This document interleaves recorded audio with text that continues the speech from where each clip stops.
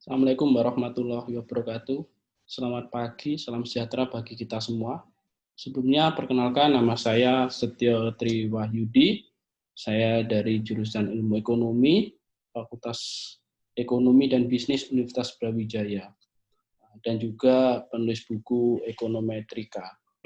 Saat ini saya akan menjelaskan mengenai bagaimana belajar mudah ekonometrika untuk memahami dinamika ekonomi Indonesia terkini. Nah, topik ini sekarang menjadi sangat relevan ya, berkaitan dengan bagaimana sebetulnya ekonometrika itu bisa memberikan pemahaman bagi pembaca, pengguna, maupun para peneliti itu sendiri. Bahwa selama ini ya, ada beberapa hal terkait dengan bahasa ekonometrika itu. Nah, seperti bisa dilihat di sini, beberapa fakta terkait dengan ekonometrika itu adalah yang pertama, seringkali orang mengatakan bahwa ekonometrika itu adalah sulit dipelajari. Padahal sebetulnya ekonometrika itu adalah bagian dari ilmu pasti. Bagian dari ilmu pasti, artinya bahwa ya, apa yang dipelajari ekonometrika itu sebetulnya sudah memberikan satu pedoman bagi seorang pembaca yang mempelajari ekonometrika itu sendiri. Ya, namun fakta ini juga tidak bisa kita bantah ya, karena memang dalam kenyataannya memang demikian. Nah, yang kedua, ada juga mengatakan bahwa ekonometrika itu tidak mudah dipahami. Mungkin bagi beberapa individu, ya dalam hal ini adalah mahasiswa, karena mata kuliah ekonometrika itu menjadi mata kuliah wajib ya di jurusan ilmu ekonomi. Ya, khususnya di program studi di bawah naungan jurusan ilmu ekonomi. Nah, dan juga di beberapa program studi yang relevan dengan topik kuantitatif ini. Nah, yang berikutnya adalah beberapa fakta yang lain juga, meskipun mata kuliah ini sulit dipelajari, mungkin tidak mudah dipahami, tapi ada beberapa mahasiswa mencoba menghindari mata kuliah ini. Padahal di sisi lain, mata kuliah ini menjadi mata kuliah wajib ya. Sehingga impossible mata kuliah ini itu dihindari bagi mahasiswa di program studi ilmu ekonomi. Namun anehnya adalah masih banyak penggunaan mata kuliah ekonometrika atau konsep ekonometrika ini dalam beberapa pendekatan kuantitatif ya. Bahkan para pengguna ekonometrika ini ternyata tidak hanya dari jurusan ilmu ekonomi saja, dari peneliti di bidang ilmu ekonomi saja. Bahkan di luar bidang ilmu ekonomi atau lintas keilmuan itu sudah banyak menggunakan konsep ekonometrika ini.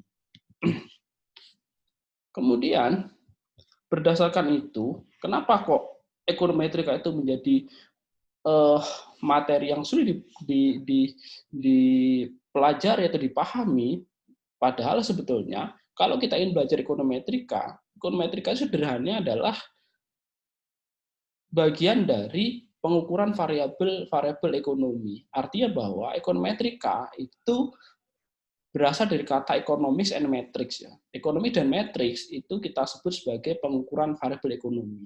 Nah, dari fakta-fakta tadi, kenapa ekonometrika itu sulit dipelajari, sulit dipahami, itu karena sebetulnya disiplin ekonometrika ini dibangun dari tiga hal, yakni teori ekonomi, matematika, dan statistika. Sehingga kita bisa bayangkan dari ketiga disiplin ilmu ini, kita harus menguasai dengan baik ketiganya, supaya penggunaan ekonometrika nanti bisa menjadi sangat komprehensif ya. Bagaimana tips dan trik untuk belajar mudah ekonometrika? Tips dan trik dalam mempelajari ekonometrika itu yang pertama sebetulnya kita harus baca dulu referensinya. Apa itu? Bisa dari buku, penelitian, dan berbagai sumber yang relevan lainnya. Kenapa? Karena tanpa membaca, maka teori-teori dasar mengenai ekonometrika ini itu akan hilang atau bahkan tidak dipahami dengan baik. Kita tidak bisa hanya menggunakan saja tanpa mempelajari konsep dasarnya. Kemudian yang kedua adalah lakukan sesuai dengan yang dibaca. Kelemahan kita adalah setelah kita membaca, ya, kita tidak melakukan apa seperti yang kita baca. Karena ekonometrika ini adalah keahlian alat. Artinya bahwa supaya kita ahli dalam penggunaan alat itu, setelah memahami buku petunjuknya, teorinya, maka kita harus segera melakukan sesuai dengan petunjuk tersebut. Dan yang ketiga adalah kita harus biasakan melakukan evaluasi terhadap apa yang sudah kita lakukan. Evaluasi itu terkait kita coba membandingkan dengan apa yang orang pernah lakukan, apa yang buku pernah sampaikan. Kemudian dari situ kita coba perbaiki di mana kelemahan-kelemahan kita. Dari semua itu kemudian kita ulang-ulangi kembali supaya kesalahan-kesalahan tersebut tidak kita lakukan kembali. Nah, di sini kita bisa melihat supaya mempelajari bahasa ekonometrika dengan baik, maka beberapa metodologi dalam ekonometrika itu perlu dipahami. Seperti dalam textbook ekonometrika, setidaknya ada 8 tahapan yang bisa kita gunakan untuk mempelajari ekonometrika ini dengan baik dan benar. Ini adalah panduan, di mana setiap peneliti itu wajib memahami ini dengan baik. Namun di sini saya tidak akan menjelaskan setiap tahapan dari metodologi ini. Nah, metodologi yang pertama adalah kita harus pahami teori, karena teori itu harus menjadi dasar utama dalam setiap permodelan ekonometrika. Dalam memahami setiap topik, teori harus menjadi dasar utama. Kemudian kita buat model matematikanya, kemudian model ekonometrikanya.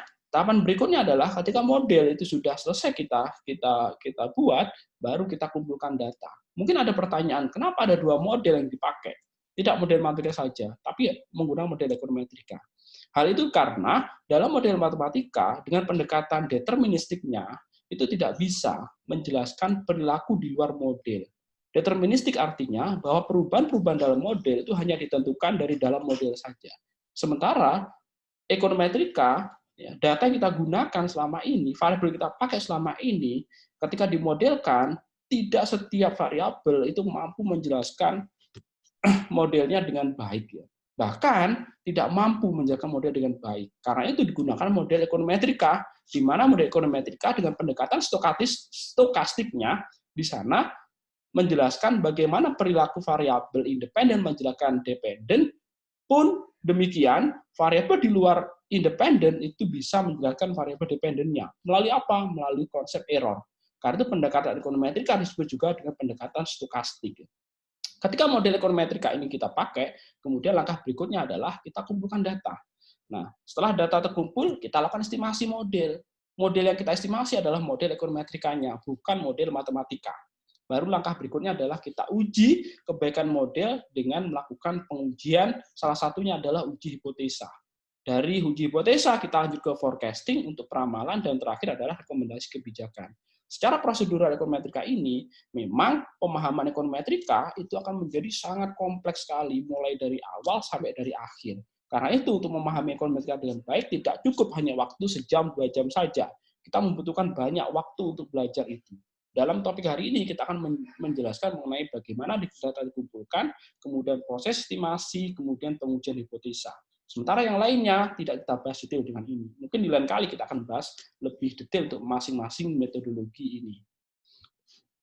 Nah, dalam ekonometrika yang akan kita pelajari diskusikan hari ini, sebetulnya apa sih sebetulnya akan kita pelajari? Seperti saya katakan sebelumnya, bahwa hal yang akan kita pelajari hari ini adalah kita belajar data. Data berarti kita akan belajar sesuai dengan konsep statistika. Kemudian dari data kita masuk ke model. Dalam model kita akan mengkaitkan dengan teori, dengan studi-studi terdahulu. Kemudian estimasi itu bicara mengenai alat dan prosedur. Kemudian bagaimana hasil estimasi kita interpretasikan. Kemudian kita bicara dalamnya adalah bicara dalam konteks membaca secara statistik maupun non statistik. Kemudian terakhir adalah rekomendasi kebijakan. Ini beberapa hal terkait apa yang akan kita diskusikan hari ini. Nah, sebelum kita masuk ke dalam bagian-bagian yang lebih komprehensif, kita lihat dulu tahapan paling awal dalam ekonometrika, yakni memahami data. Bagaimana data itu diperoleh, itu menjadi pertanyaan penting dalam penggunaan ekonometrika ini. Di mana kita tahu bahwa data itu diperoleh dengan 2 cara saja, dengan cara dihitung dan dengan cara diukur. Dengan cara dihitung, kita menyebutnya sebagai data diskrit, sementara dengan cara diukur, kita menyebutnya sebagai data kontinu. Dalam statistika, penggunaan data kontinu yang dihasilkan dari cara pengukuran itu menjadi concern. Kenapa? Karena dalam data hasil pengukuran seringkali objek yang sama dengan metode yang sama dengan pelaku atau subjek yang melakukan pengukuran itu orangnya sama, bahkan berbeda pun hasilnya bisa berbeda. Kondisi ini tidak terjadi pada data hasil perhitungan. Oleh karena itu, skala pengukuran data itu menjadi concern dalam bidang keilmuan statistika, di mana hasil pengukuran itu kemudian membagi data menjadi 4 kategori. Dan saya yakin semua peneliti di bidang kuantitatif memahami kategori data ini. Setidaknya yang pertama adalah kita menyebutnya sebagai data nominal, data ordinal, kemudian data interval, dan data rasio. Dua jenis data yang pertama kita menyebutnya sebagai data kualitatif, dan data ketiga dan keempat kita menyebutnya sebagai data kuantitatif. Perbedaan dari kedua data ini adalah umumnya data kualitatif kita menyebutnya sebagai data non-angka, sementara data kuantitatif kita menyebutnya sebagai data angka. Perbedaan nyatanya adalah semua data non-angka atau data kualitatif itu tidak bisa diperlakukan menggunakan hukum matematika. Sementara data kuantitatif itu bisa menggunakan hukum matematika. Sehingga pembeda nyatanya adalah berlaku tidaknya hukum matematika. Hukum matematika apa itu? Yang menjumlah, membagi, mengurang, menambah, mengali, dan sebagainya. Itu adalah hukum-hukum matematika. Semua data kualitatif itu tidak berlaku penggunaan hukum tersebut. Sementara kuantitatif berlaku penggunaannya. Nah, ini beberapa sumber data yang biasa kita gunakan. Ya, ini dari BPS, ya, dari Bursa Efek, ya, dari Badan Penanaman Modal, Bank Indonesia, OJK, dan masih banyak lagi yang lainnya. Sumber data itu beragam sumber-sumbernya. Tapi kita perlu pahami bahwa tiap data yang kita peroleh, nah itu perlu kita lakukan dulu, ya, pengujian-pengujian terkait dengan data. Tujuannya apa sih? Karena kita harus paham mengenai karakteristik data, bahwa setiap data itu pasti memiliki pertama variasi. Dalam data itu juga terkadang memiliki outlier. Dan data-data itu juga bisa diwakili oleh rata-rata hitungnya, dan terakhir memiliki korelasi. Karakteristik data ini yang kita ambil dari berbagai sumber-sumber tadi dengan cara-cara pengukuran tadi menghasilkan kategori data tersebut, itu memiliki karakteristik ini. Dan karakteristik dari data ini perlu kita lakukan screening. Ya, sehingga setiap data yang kita miliki itu perlu kita screening. Kenapa? Karena kita tahu dalam data-data khususnya itu memiliki outlier data, data missing, data yang tidak valid, data yang ekstrim. Nah, itu semuanya outlier, itu perlu kita screening. Nah, bagaimana cara melakukan screening paling mudah? Ya, kita gunakanlah konsep statistika deskriptif. Di sana ada ukuran-ukuran, nilai-nilai yang digunakan. Nah, dari statistika deskriptif tersebut, kemudian apa yang kita lakukan? Kita lakukan perbaikan data. Dan yang kedua, kita lakukan penambahan data jika memang datanya kurang. Tapi perlu dipahami bahwa perbaikan data ataupun penambahan data itu bukan dalam konteks memanipulasi data. Sehingga yang perlu dipahami adalah ini bukan manipulasi data, tetapi perbaikan data dan penambahan data kaitannya ke perbaikan kualitas data dan kuantitas data. Kualitasnya diperbaiki dan kuantitasnya ditambah. Namun dengan prosedur yang benar. Prosedur statistika dan ekonometrika, sehingga bukan manipulasi. Manipulasi itu apa? Data yang tidak ada diada-adakan tanpa logika, tanpa dasar yang jelas. Itu namanya manipulasi. Kita tidak boleh melakukan itu. Karena dengan melakukan itu justru akan memperburuk hasil-hasil estimasi terhadap model yang kita lakukan nanti. Nah, bagaimana kita mempelajari model? Setidaknya model itu memiliki banyak ragamnya. Kalau boleh saya bagi, ragam model itu terbagi ke dalam 3 hal utama. Yang pertama adalah data dan model untuk model sederhana. Kemudian model dinamis, dan terakhir adalah model kompleks. Di model sederhana, ya, model-model yang sering kita gunakan adalah model regresi linier, model regresi. Kemudian yang kedua, model panel. Ini juga masih kelasnya model regresi. Nah, di model sederhana inilah yang akan kita pelajari pada diskusi hari ini. Sementara untuk model dinamis dan model kompleks itu akan kita diskusikan di sesi yang lain. Intinya bahwa pemahaman mengenai model itu begitu banyak, sehingga tidak mencukupi jika semuanya harus dibahas dalam periode waktu yang singkat. Lebih baik kita pelajari satu persatu setiap model secara detail supaya kita bisa tahu bagaimana model itu dipelajari dan digunakan. Nah, yang jadi pertanyaan berikutnya adalah bagaimana ketika kita memiliki satu topik penelitian, kemudian penelitian itu kita gunakan pendekatan kuantitatif, model apa? Bagaimana cara kita membentuknya? Setidaknya ada panduan sederhana yang bisa kita gunakan. Bagaimana kita bisa membentuk model? Model itu dibentuk dari 2 hal penting. Yang pertama dari teori. Karena itu, setiap peneliti ketika melihat topik fenomena, data, dan sebagainya, ketika melakukan penelitian terhadap topik-topik fenomena tersebut, kita harus cek dulu teori apa yang bisa kita gunakan untuk melakukan penelitian tersebut. Yang kedua adalah pelajari penelitian terdahulu. Karena kita meyakini bahwa setiap apa yang akan kita teliti sebetulnya sudah pernah diteliti oleh orang lain. Kita tinggal saja melakukan perbaikan terhadap apa yang orang pernah lakukan, apa yang orang belum pernah lakukan, apa kekurangan yang sudah pernah orang lakukan. Nah, di sanalah posisi-posisi penelitian kita. Sehingga dari dua hal ini akan menghasilkan model penelitian kita dengan novelty, alias kebaruan. Sehingga kalau ditanya apa bedanya penelitian Anda dengan penelitian orang lain, Anda bisa menjelaskan dalam konteks penggunaan teori dan dalam konteks kekurangan kelemahan dari penelitian tersebut. Nah, sehingga Anda bisa menjawab novelty penelitian Anda. Nah, ini adalah model ekonometrika sederhana. Model ekonometrika sederhana itu bentuknya seperti ini. YT sama dengan beta 0, beta 1, X1T, beta 2, X2T, sampai dengan beta K, XKT plus error. Pendekatan ekonometrika itu menggunakan pendekatan stokastik. Sehingga dalam setiap model ekonometrika itu selalu menambahkan variabel error di belakang model ini. Nah, dari konsep model umum ini ada beberapa hal yang perlu dipahami. Bahwa dalam model regresi ini, model ini kita sebut sebagai bentuk fungsionalnya linier. Nah, linier dalam konteks ekonometrika itu berbeda dengan konteks matematika. Dalam konteks ekonometrika, linier yang kita pahami sebagai pangkat tertinggi 1, dia melekat kepada parameter beta 0, beta 1, beta 2, dan seterusnya. Itu adalah konsep linier dalam ekonometrika, dia melekat pada parameter. Sehingga sepanjang parameter dalam model ini berpangkat tertingginya 1, maka kita nyebutnya sebagai model linier. Tetapi dalam matematika, linier bukan pada parameter, tapi pada variabel. Sehingga semua variabel dengan pangkat tertinggi 1 disebut dengan model linier. Kalau pangkat variabelnya 2, dalam matematika kita menyebutnya sebagai model persamaan kuadrat, dan seterusnya. Intinya bahwa pemahaman linier dalam ekonometrika mengacu pada parameter, beta 0, beta 1, beta 2, dan seterusnya. Yang kedua adalah, dari bentuk umum model ini, kita harus pahami dulu mengenai variabel dan parameter itu sendiri. Nah, variabel dan parameter itu adalah konsep penting dalam model.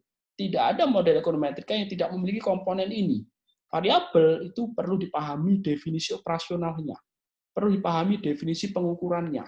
Ketika setiap variabel itu sudah paham definisi operasional dan definisi pengukurannya, kita bisa menghitung ya, nilai-nilai pengaruh variabel itu dalam model melalui parameternya.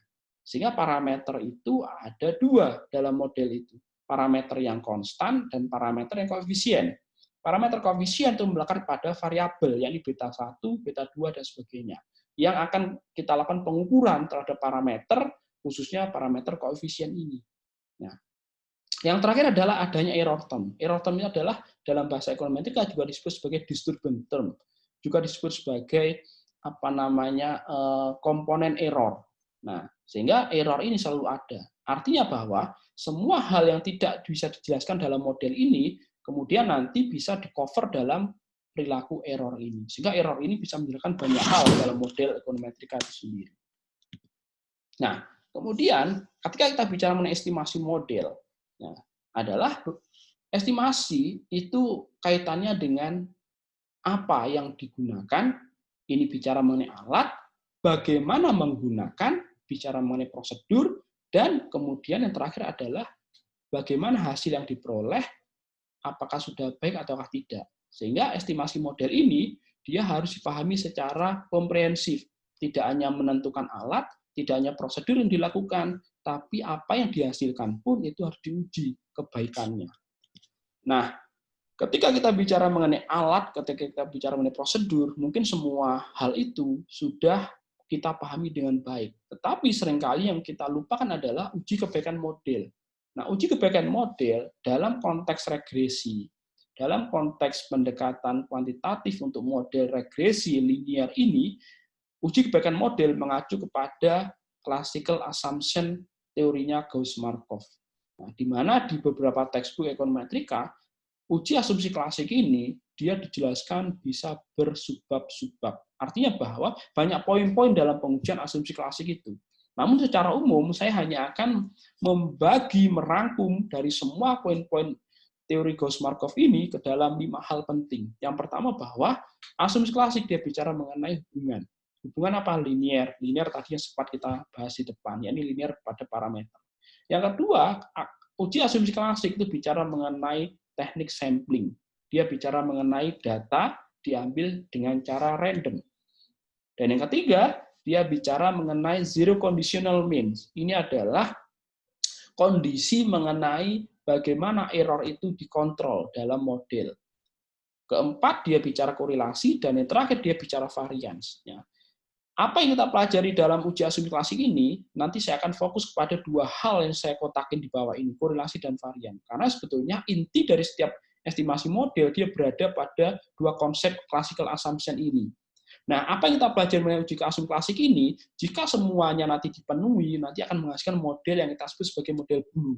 Blue itu adalah model terbaik, best, linear, dan tidak bias. Nah, model blue ini ada kaitannya dengan sifat penduga di statistika, yakni tidak bias, konsisten, dan efisien. Sehingga kalau Bapak Ibu para peneliti memahami mengenai sifat-sifat penduga di statistik, nah apa yang kita peroleh atau kita pelajari di statistika itu nanti bisa kita padankan dengan hasil-hasil uji classical assumption ini, yakni model disebut dengan terbaik, linear, dan tidak bias.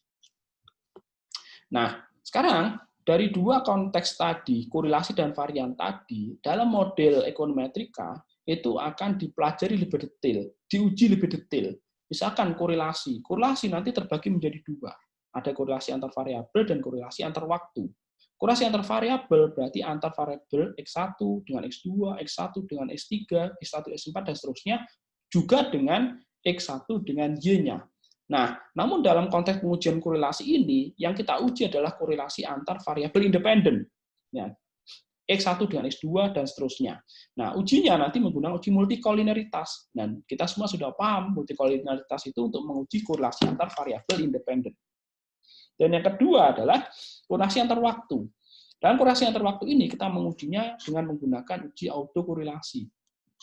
Sedangkan varians, kita menggunakan pengujian heteroskedastisitas untuk membuktikan kondisi apakah varian itu konstan ataukah tidak. Dari apa yang kita uji 2 hal ini, korelasi dan varian ini, nah nanti akan menghasilkan konsep baru, apakah model itu bebas atau korelasi, bebas multikal atau hetero, nanti kita bisa mengontrol semuanya itu melalui apa yang kita sebut sebagai uji asumsi klasik zero conditional means. Intinya bahwa zero conditional means yang mengekspektasikan perilaku error itu harus bersifat tidak mempengaruhi model, tidak berkorelasi dengan X1, X2, dan sebagainya, itu memang dalam prakteknya itu akan sulit. Tetapi dengan memahami uji korelasi dan varian ini, maka zero conditional mean ini dia bisa terjelaskan dengan baik jika asumsi korelasi dan varian itu bisa semuanya dipenuhi. Tapi kita semua menyadari bahwa ya model yang pendekatan stokastik, di mana error itu selalu ada dalam model, error bernilai 0 atau zero conditional means ini itu memang sulit dipenuhi. Karena itu kenapa beberapa penelitian mengenai model, kebaikan model, sulit sekali kita menyimpulkan apakah model kita menjadi blue atau tidak. Karena salah satunya bukan karena korelasi dan varian, tapi sebetulnya permasalahan mengenai asumsi zero conditional means itu sendiri, yang tidak mungkin dia bernilai 0. Di mana kita membuktikan dia tidak bernilai 0, kita bisa melihatnya dari nilai R-square. R-square itu kan uji koefisien determinasi, ya, menguji kemampuan independen terhadap dependen, di mana nilai R-square itu tidak mungkin dia bernilai 1. Kalau dia bernilai 1, maka zero conditional means itu betul-betul bisa kita penuhi. Nah, ini menjadi satu tantangan berat dalam penelitian kualitatif, ya, bahwa error itu akan selalu memberikan dampak terhadap model kita. Nah, kemudian yang perlu kita pahami kembali ketika kita melakukan interpretasi model, selama ini kita hanya dalam konteks ya statistik, ya, yakni menguji T statistik, R-square, dan sebagainya. Sementara uji non statistik seringkali kita hilangkan. Karena itu dalam pendekatan ekonometrika ini kita pengennya Ya, pengujian-pengujian mengenai model, interpretasinya tidak hanya sekedar statistik saja, namun non statistik. Dalam ini adalah secara substansi. Kalau penelitian ekonomi ya secara substansi ekonomi itu seperti apa. Nah, dalam buku konsep dan penerapan ekonometrika ini, saya ingin mencoba menjelaskan ekonometrika dengan mudah. Pertama, saya menjelaskan bagaimana konsep dasarnya, teori-teori dasarnya seperti apa. Kemudian prosedurnya itu seperti apa, dalamnya adalah software yang digunakan dan tahapan penggunaannya. Saya memilih penggunaan software eViews bukan karena alasan-alasan tertentu, namun eViews itu dalam penggunaan di studi pendekatan ekonometrika itu banyak dipakai gitu ya. Namun bukan berarti bahwa yang lain juga tidak dipakai, yaitu tergantung preferensi dari pembaca peneliti. Intinya bahwa software itu hanya alat bantu. Yang ini saya sampaikan bahwa software itu hanya alat bantu. Sehingga apapun alat bantu yang Bapak Ibu gunakan, sepanjang Bapak Ibu menguasai dengan baik, maka gunakanlah alat bantu itu. Dan yang terakhir adalah interpretasinya seperti apa, membaca hasil. Kalau hasilnya jelek diperbaiki, kalau ada masalah, masalah itu dicarikan solusi. Sehingga di buku ini saya merangkum dalam kerangka seperti ini, supaya pembaca itu memahami dengan komprehensif. Teorinya dia paham, cara melakukannya itu jelas, hasilnya itu bisa dibaca dengan baik. Nah, ketika kita bicara uji asumsi klasik sebagai bagian dari uji kebaikan model, di sana ada 3 hal yang perlu kita ujikan, uji multicol, uji auto, dan uji heteroskedastisitas. Nah, dari masing-masing uji asumsi klasik, saya akan membahas secara sederhana di sini. Uji multikoloneritas. Multikoloneritas ini dia bicara mengenai korelasi, menggunakan percent correlation, di mana korelasi tadi di mana menjadi 2, korelasi antara independen dengan korelasi dengan dependen. Namun, dalam konteks multikoloneritas, penekanannya ada pada korelasi antar independen. Dalam percent error correlation ini terdapat pedoman. Korelasi dikatakan dia lemah atau mendekati 0, dan korelasi mengarah pada kuat atau mendekati 1. Di mana nilai R ini tidak boleh lebih besar dari 1. Dia maksimum 1 dan lebih besar atau sama dengan 0. Nah, jadi ukurannya dia di sini. Ini adalah nilai positif dan negatif ya. 1 itu bisa positif, bisa negatif. Itu hanya arah saja. Korelasi itu dia bicara mengenai 2. Mengenai arah hubungan dengan kuatnya hubungan. Nah, bagaimana kita mendeteksi korelasi dalam model? Kita bisa menggunakan nilai R-square. Nilai estimasi Anda cermati nilai R-square-nya. Nilai R-square-nya tinggi, itu harusnya itu juga diikuti dengan signifikansi yang tinggi. Tetapi kalau R-square-nya tinggi tapi signifikansinya rendah, itu sebetulnya pertanda adanya korelasi yang kuat antar independen ini. Dalam konteks itu, model Anda mengalami multicol. Karena itu perlu perbaikan. Perbaikan yang saya sarankan adalah pertama ya pahami dulu definisi operasional, bagaimana penjelasan dari setiap variabel, cara mengukurnya. Kemudian yang kedua, jika terjadi masalah multicol, lakukan dengan penambahan data. Dengan menambah data, permasalahan mengenai kondisi multicol itu akan mudah dihilangkan. Yang kedua adalah asumsi klasik mengenai autokorelasi. Autokorelasi itu adalah korelasi antar waktu, YT dengan YT-1. Ya, ini hanya terjadi jika kita menggunakan data time series, di mana autokorelasi ini itu dimaknai ke dalam 2 hal penting, yakni korelasi dalam orde yang rendah atau kita sebut sebagai AR1 dan orde tinggi AR2, 3 dan seterusnya. Dalam konteks AR1, R2, R3 ini nanti kita pelajari lebih detail dalam model dinamis, yakni model autoregresif. Nah, sehingga di sini kita belum melihat secara spesifik dia terautokorelasi pada derajat keberapa. Namun kita bicara dalam konteks secara umum. Sehingga pendekatan yang kita pakai di sini hanya menggunakan ujinya Durbin-Watson. Nah, deteksi yang umum dilakukan ya itu sebetulnya menggunakan pengujian antar waktu, data YT dengan YT-1. Nah, karena kita belum mempelajari detail mengenai autoregresif ini, ya, di mana YT-1 itu nanti kita pelajari detail di model autoregresif, maka di sini kita hanya akan melihatnya dalam konteks uji Durbin-Watson. Dia tidak menggunakan perhitungan ini. Namun hasil estimasi Durbin-Watson itu automatically akan tersedia ketika Anda melakukan estimasi model itu. Nah, beberapa hal bisa dilakukan dalam autokorelasi ini adalah ketika terjadi adalah ya kita lakukan transformasi model. Ya. Melalui apa metode yang saya jelaskan dalam buku ini menggunakan metode Cochrane-Oker Iterative Methods. Di sana saya jelasin prosedur tahapan-tahapan dalam pengujian autokorelasi ini. Dan yang ketiga adalah masalah heteroskedasisitas. Heteroskedasisitas ini adalah masalah variasi data, di mana kita tahu bahwa setiap data itu memiliki variasi atau memiliki varians. Nah, bagaimana cara mendeteksi keberadaan hetero ini? Dia menggunakan nilai standar error. Nah, karena kita bicara mengenai variasi data, maka upaya perbaikan hetero itu sangat sulit jika dibandingkan dengan multi-call yang bisa kita hilangkan, auto juga bisa kita hilangkan jika kita mengganti datanya ke cross-section, tapi dalam konteks heteroskedasitas ini, permasalahan ini menjadi sulit. Kenapa? Karena variasi data itu adalah satu hal yang alami.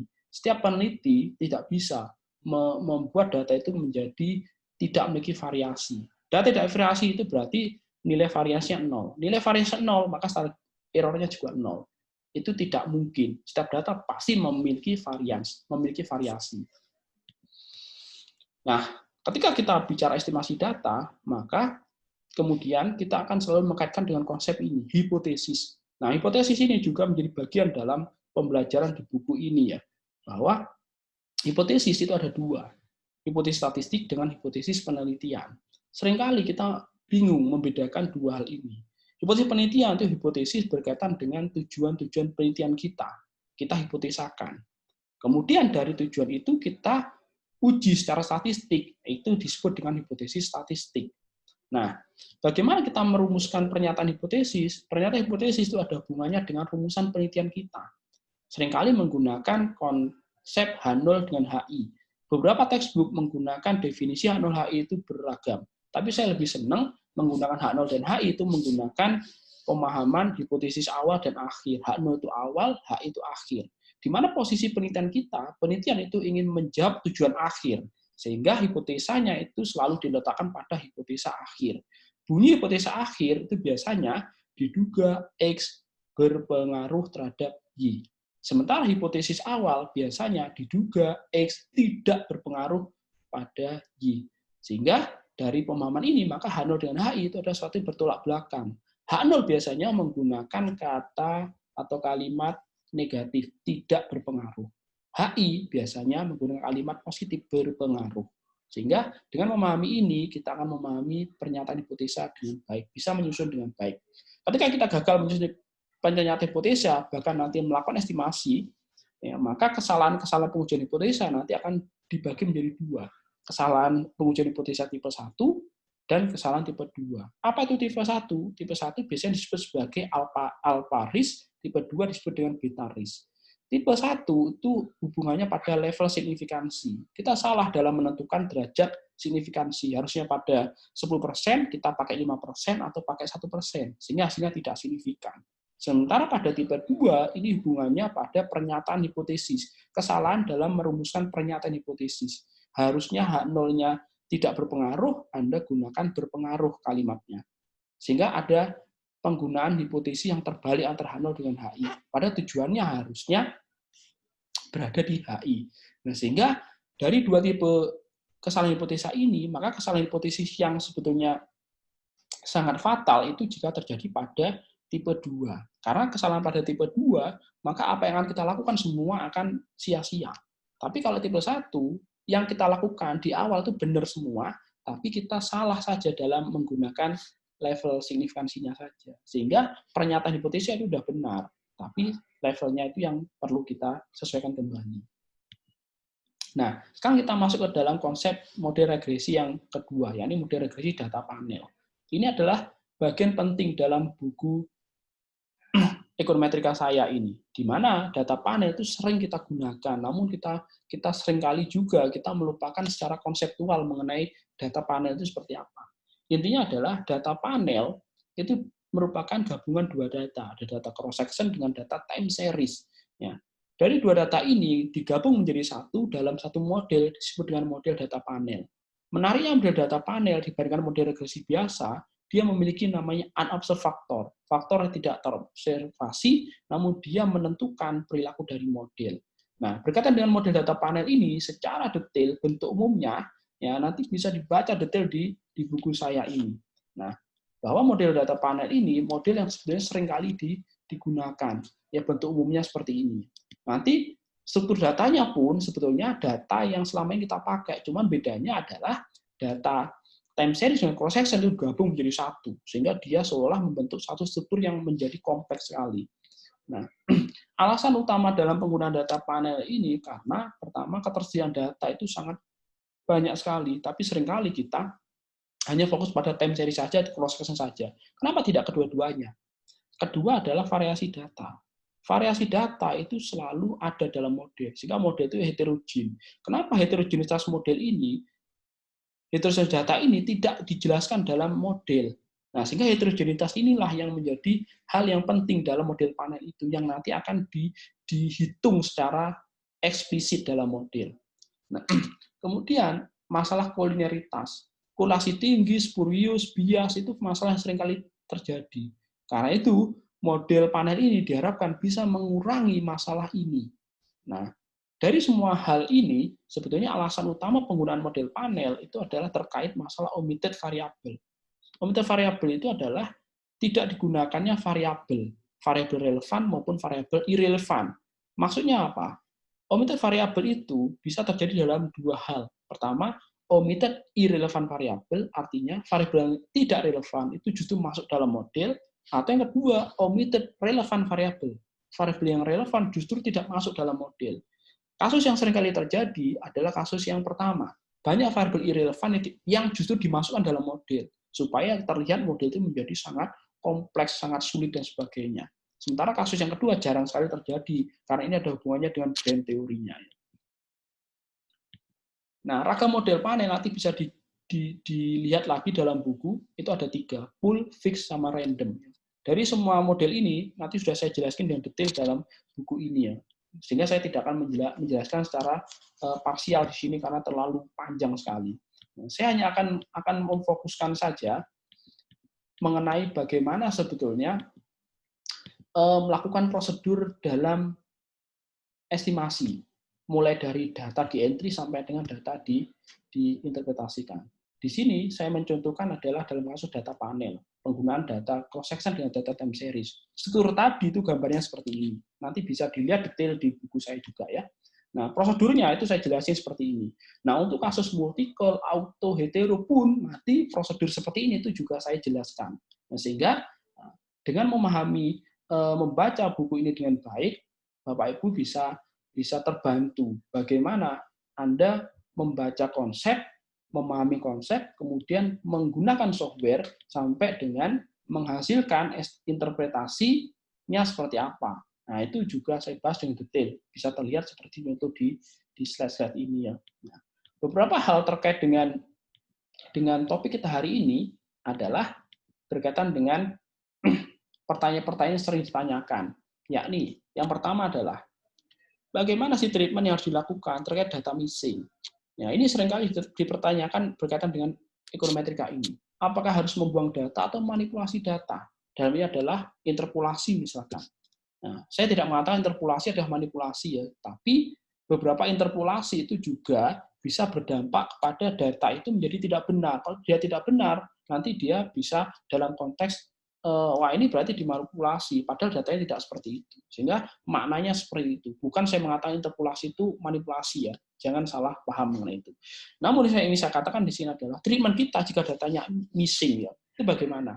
Nah, setelah statistik ya, kita bisa melakukan prosedur statistika. Kalau Bapak Ibu memiliki 10 data, kemudian ada satu data yang hilang, maka bagaimana mengisi data itu? Maka data itu bisa isi dengan rata-rata hitung.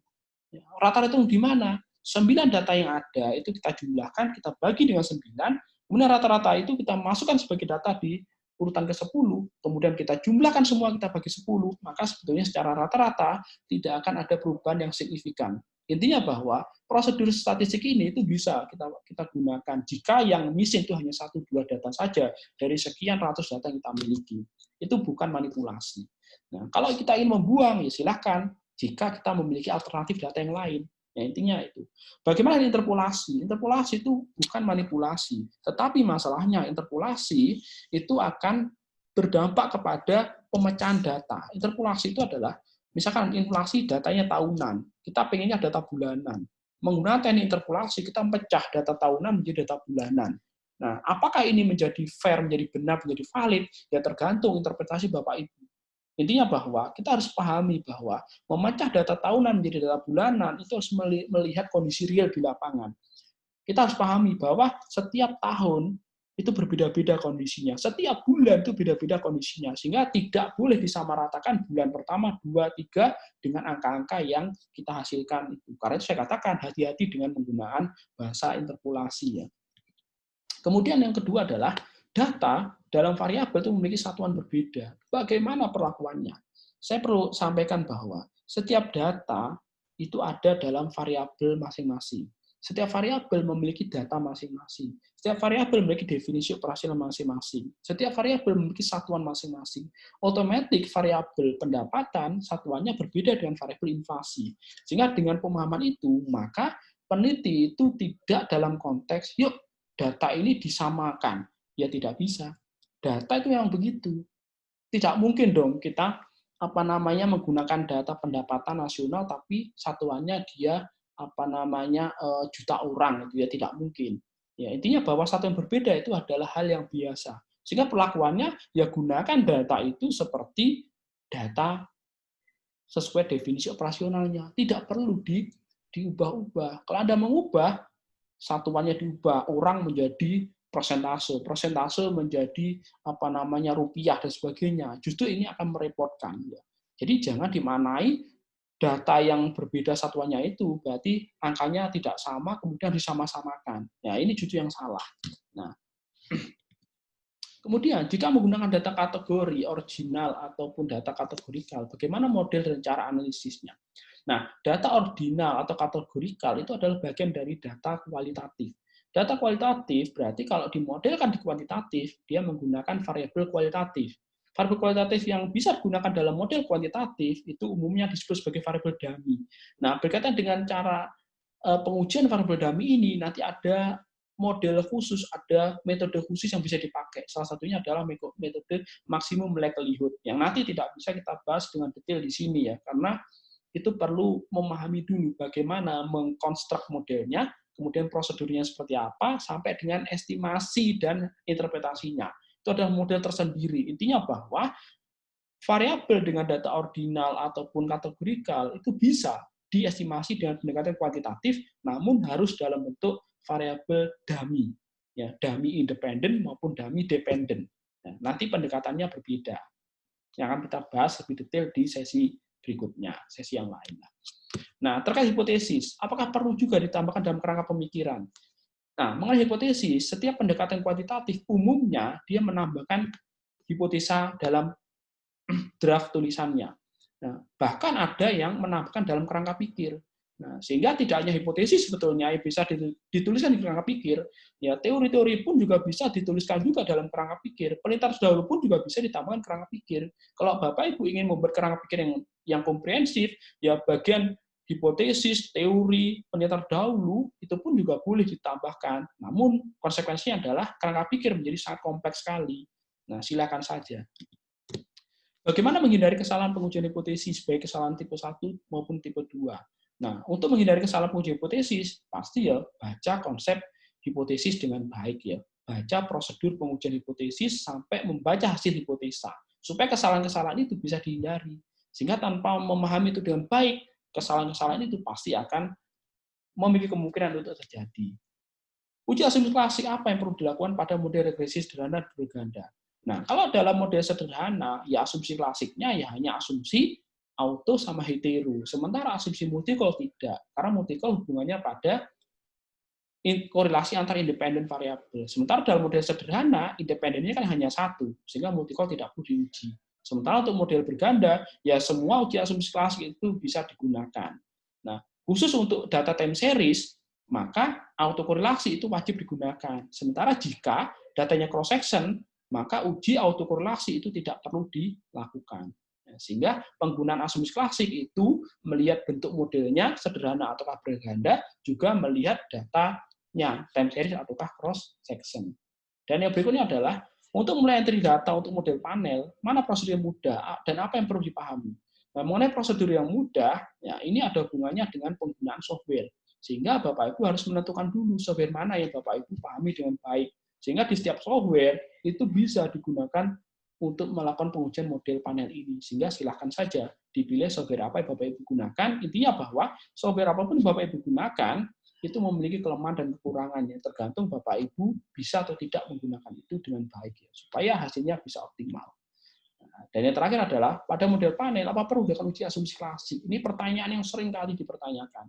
Nah, saya katakan, uji asumsi klasik itu adalah uji kaitannya karena, pertama, modelnya linier. Yang kedua, metodenya OLS. Sehingga jika model Anda itu adalah kategorinya fungsionalnya linier dengan metodenya masih OLS, maka asumsi klasik itu sebetulnya masih perlu dilakukan. Bagaimana dengan model panel? Model panel ini masih kelasnya regresi linier dengan yang kedua adalah tadi apa saya katakan metodenya OLS. Dua-duanya sebetulnya ada dalam karakteristik model data panel, sehingga asumsi klasik ini juga bisa dilakukan. Namun ada beberapa penelitian itu juga yang mengatakan asumsi klasik dalam model panel tidak perlu dilakukan. Alasan yang digunakan oleh peneliti ini yang pertama karena dia melihat dari struktur data. Data panel itu adalah data gabungan, ya, data time series dengan data cross section. Sementara asumsi klasik itu identik dengan data time series saja atau cross section saja. Jika kalau dua data ini digabung, maka ini sebetulnya sudah beda. Kalau sebetulnya beda, maka penggunaan model asumsi klasik itu dikatakan tidak perlu lagi dilakukan. Nah, bagaimana dengan apa yang dilakukan peneliti seperti ini? Ya silakan saja. Intinya adalah perlu tidaknya uji asumsi klasik itu sesuaikan dengan karakteristik model. Ya, bagaimana model itu dibentuk, bagaimana metode itu digunakan, kemudian asumsi klasik itu digunakan untuk apa? Ya, tadi saya katakan asumsi klasik itu karena bentuk fungsionalnya adalah linier, metodenya ada OLS. Jadi sepanjang dua hal ini dipenuhi, sebetulnya asumsi klasik itu boleh dilakukan. Kalaupun tidak dilakukan, ya monggo saja. Karena asumsi klasik ini itu kan uji kebaikan model. Berarti Bapak Ibu tidak melakukan uji kebaikan model. Ya silakan saja. Kenapa? Karena uji kebaikan model itu merupakan bagian dari pembuktian apakah model kita model yang baik atau tidak. Nah, jadi arahnya ke sana. Jadi jangan khawatir mengenai perlu tidaknya asumsi klasik. Intinya Anda harus paham dulu bagaimana karakteristik asumsi klasik, bagaimana karakteristik model itu. Dan yang terakhir adalah dalam pengujian model panel, apakah prosedur harus dilakukan? Jika Bapak Ibu ingin secara prosedural, ya silakan. Maka prosedur uji pool, uji fix, uji random pun juga harus dilakukan. Tapi jika dalam penelitian tertentu Bapak Ibu punya tujuan khusus, ya tujuan spesifik, saya hanya mau menggunakan fix efek saja atau random efek saja, ya silakan. Sehingga nggak perlu lagi menggunakan prosedur, itu boleh-boleh saja, sah-sah saja. Intinya bahwa penggunaan model panel itu tidak harus prosedural. Ya, Bapak Ibu silahkan langsung menentukan di awal, saya menggunakan fix, alasannya begini, rasionalnya begini. Saya menggunakan random, alasannya begini, rasionalnya begini. Silakan saja. Sehingga itu tidak menjadi satu hal yang harus diperdebatkan mengenai prosedural ini. Nah, mungkin itu saja Bapak Ibu yang bisa kita jelaskan untuk sesi ini. Nah, mengenai topik-topik diskusi berikutnya di ekonometria itu sangat banyak sekali. Kita bisa mengembangkan diskusi mengenai hipotesis, ya. Kita bisa berbicara mengenai model respon kualitatif. Kita bicara mengenai persamaan simultan, model ECM, VAR, VCM, ARIMA, dan sebagainya.